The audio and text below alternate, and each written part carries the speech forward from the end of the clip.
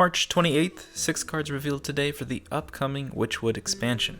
First up is Forest Guide, 4 mana 1/6 druid minion where at the end of your turn both players draw a card. Hey, if you combo this with Jakari Enchanter, it's the new Coldlight Oracle. But giving druid a minion that can draw them cards over more than just one turn can be a valuable addition to a class. Just look at Shaman's Mana Tide Totem. You're guaranteed a draw, and it puts pressure on your opponent to decide if they want to destroy the minion to prevent you from drawing more. But it also draws a card for your opponent, so let's continue to focus on the positives, then I'll get back to that. Forest Guide's 4 cost means it could work well in a Druid Recruit deck, which runs Astral Tiger, and running Astral Tiger means you're constantly putting tigers back into your deck and then drawing them, so in theory you should be able to draw as much as you want without running into fatigue. If you're looking to put Forest Guide in any old Druid deck, then you're using the wrong card. There are so many other better options in Druid for drawing cards. It's terrible in aggro matchups, and your opponent will probably just keep it on the board to feel their hand. For Forest Guide to work, you really have to play to its strengths. That Astral Tiger Recruit deck focuses on drawing a bunch of cards for both you and your opponent, and they could use this card effectively to speed up the game, get their opponents into fatigue trouble, and continue playing those Astral Tigers. Will this deck be a top tier one? Probably not, but I think it's going to be a fun deck to play, and Forest Guide is going to be a unique addition to further help the game plan. Next up is Wanted, 4 mana rogue spell that deals 3 damage to a minion. If it kills it, add a coin to your hand. I need to check this card again. Is it really that bad? Yep, it's really that bad. Are you willing to play this card just to have Counterfeit Coin back? I really do want to give this card a chance, but I'm having trouble seeing how this card just isn't terrible. So as a single target removing tool, Hunter has Flanking Strike, deals 3 damage and spawns a 3/3. It's pretty good in Spell Hunter. Wanted deals 3 damage and maybe gives you a coin. I can understand the flavor differences between the two classes, how Rogue is going to be able to use a coin more effectively than Hunter, but you cannot tell me that the two cards are even close in value. Okay, but not even comparing this to a Hunter card, in Rogue, they also have way better single target removals. Backstab, Eviscerate, Shadow Strike. I think there are only 2 reasons why Rogue would be getting this card. Number 1, coins are going to be really good in Rogue next expansion, meaning they're going to reveal some card later on that makes coins super powerful in Rogue, making it worth playing this bad card in a deck. But the second option to why they printed this card is they just don't like Rogue. Rogue doesn't need another good card, so here, have this terrible spell.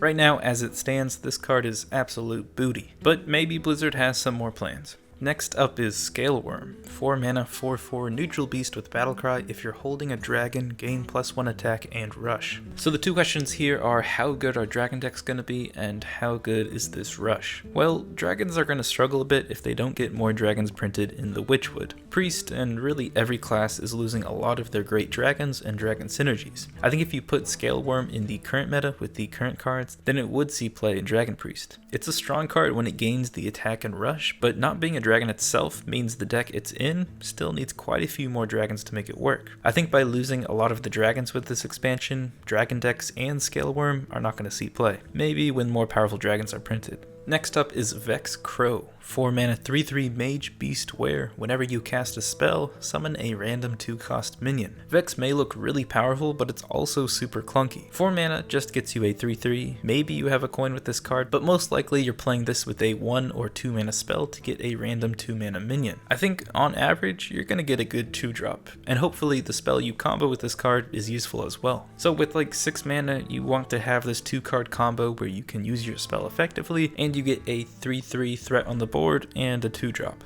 This situation is the threshold where this is actually a good card. That's a lot of things that have to line up for this to work. Now I will say there are cards that could make Vex Crow work in Aggro Mage. Ghastly Conjurer gives you Mirror Image, which is good because it's flexible and can be played whenever. Corrin Tor Mage lets you play Secrets for 0 mana. Arcane Intellect can be played whenever. There's plenty of spells that Mage could use to combo with Vex to get its value worth. I think the problem is the 3/3 body as a future threat isn't really something opponents are going to have trouble removing. Yes, removing Vex still takes some resource from your opponent, but I don't think the 3/3 stat line is that much trouble. If the 3/3 isn't really that hard to get rid of, then it's just a more complex 4-drop. Opponents can just wait for the Vex turn, which is probably turn 5 or 6, and then just use a board clear to get rid of Vex and most likely any 2-drops. Mage isn't going to be able to swamp the board like they can in the current Secret Mage. They even have trouble doing it now if they can't get enough draw. So I think once a lot of these options rotate out for Secret Mage, the aggro mage remaining isn't going to be able to fill the board effectively. I don't think Vex Crow is going to work in the next expansion, but I think in the near future, a cheap spell, board filling, card drawing aggro mage is going to be good, and Vex is going to be one of the key board filling cards. And last up, we have 2 cards, Blackwalled Pixie, 3 mana 3/4 neutral with Battlecry, refresh your hero power, and Clockwork Automaton.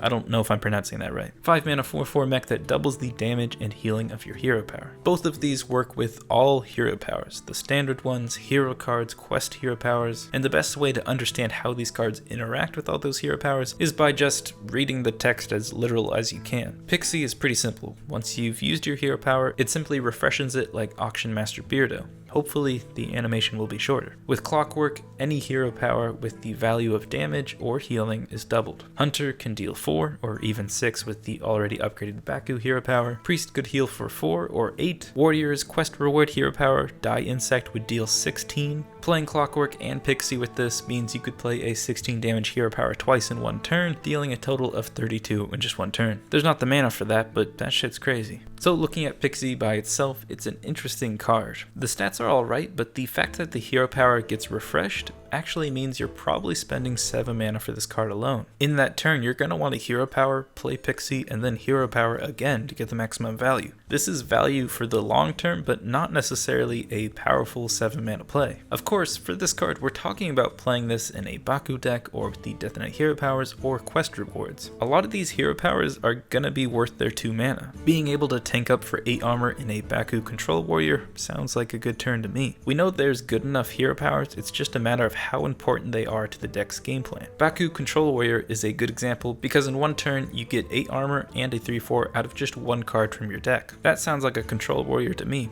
With Clockwork, you're maybe a little bit more deck restrictive. Priest could use this to heal back up in the mid game, maybe use it offensively with Shadow Reaper and Anduin later in the game. Funny enough, tapping in Warlock would just draw a card and deal 4 damage instead of 2, so maybe wait until you've become Gul'dan to play Clockwork. It's definitely a tough card to justify in a deck. It's really combo reliant, and again, more of a 7 mana play with the hero power than just a 5 mana one. The expensive cost and bad stats make it hard to play in a combo or just on its own with the hero power. Unless there's an OTK combo with this card, or Baku Hunter wants to play it as a 7 mana deal 6 damage to your opponent, then I don't think it's going to see any play. Actually, 7 mana deal 6 damage to your opponent doesn't sound too bad for Hunter. That's all for today's cards. Check out yesterday's Warlock Legendary if you missed it. I'll be back tomorrow with more, but until then, ta-ta. That's nice.